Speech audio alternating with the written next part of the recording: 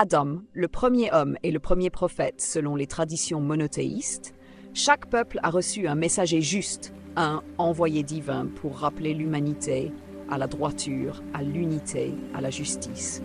Le Coran dit « Il n'est point de nation à laquelle un avertisseur ne soit venu ». Sourate 35, verset 20. Cela englobe les peuples d'Afrique, d'Asie, d'Occident et tous les horizons. Noé, Oud, Salih, Chouaïb, Ibrahim, Israël, Ishaq, Yaqub, Yusuf, Moussa, Mohammed.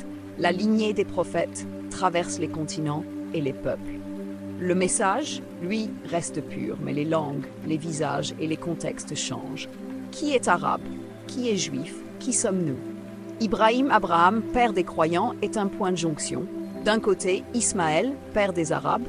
De l'autre, Ishaq, père de Yaqub, Israël, d'où viennent les tribus d'Israël, donc les Hébreux, qu'on nomme plus tard Juifs. Les Arabes sont les descendants d'Ismaël, principalement en Arabie.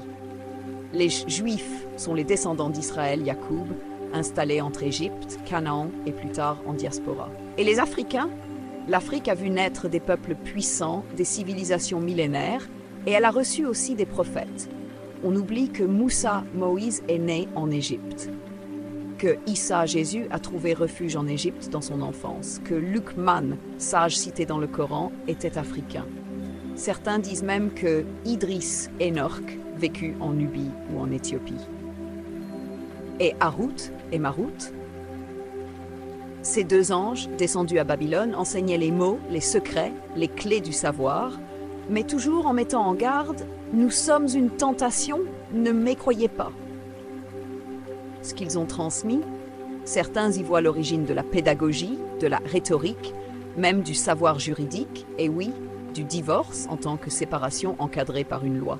Ils ont donné à l'homme la possibilité de comprendre. Et cette capacité est aujourd'hui appelée science, méthodologie, langage, mais à l'origine ce n'était que des mots sacrés. Et nous, Africains, nous sommes les héritiers silencieux, souvent oubliés dans les récits, mais présents dans les racines. L'Afrique est le berceau de l'humanité, le sol d'Adam, le refuge des prophètes, comme en Abyssinie pour les compagnons du prophète Mohammed, et la terre de peuples justes et opprimés. L'Afrique n'est ni juive ni arabe, elle est universelle. Elle a donné des rois croyants comme le Négus, des civilisations justes comme celle du Mali, de Timbuktu, de Kouch, de Nubie, et des sages dont les noms sont inconnus, mais dont la foi résonne encore dans les montagnes, les chants et les gestes. Alors, qui sommes-nous? Nous sommes les descendants de l'homme primordial, porteurs de souffle divin, d'une mémoire sacrée. Pas besoin d'une étiquette, ni juif, ni arabe, mais fidèle à la vérité de l'un. Le vrai lignage est celui du cœur, de la justice, de la lumière. Et chaque peuple qui a su écouter ses prophètes en a fait partie.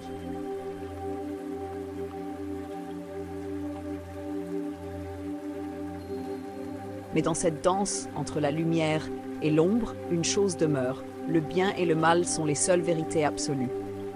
Le reste, des noms, des langues, des frontières, des doctrines, des apparences, tout cela change, se déforme, se divise.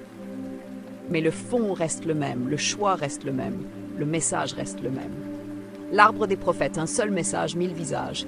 Adam, Noé, Ibrahim, Moussa, Issa, Mohammed, les noms changent selon les peuples, mais l'essence du message est identique. Sois juste, ne mens pas, ne vole pas, aime ton prochain, protège l'orphelin, sois humble, adore le Créateur, résiste au mal, choisis le bien. Chaque prophète est venu pour rappeler l'évidence. Pas pour innover, pas pour diviser, mais pour réveiller.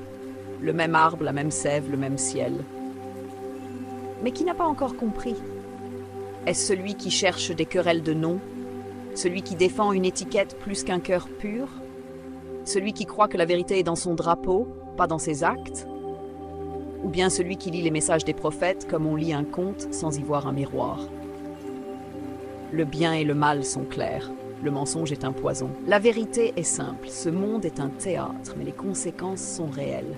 Aujourd'hui, comme hier, l'homme choisit. Il choisit d'être lumière ou ombre, frère ou tyran, juste ou injuste. Les prophètes ne sont pas des héros à admirer.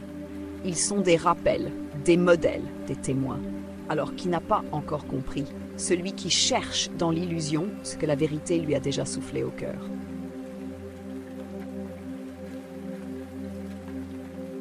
الله الرحمن الرحيم قل هو الله أحد Au nom d'Allah, le tout miséricordieux, le très miséricordieux. Dis, il est Allah unique.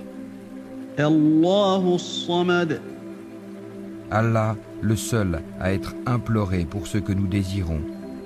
لم يلد ولم يولد Il n'a jamais engendré, n'a pas été engendré non plus.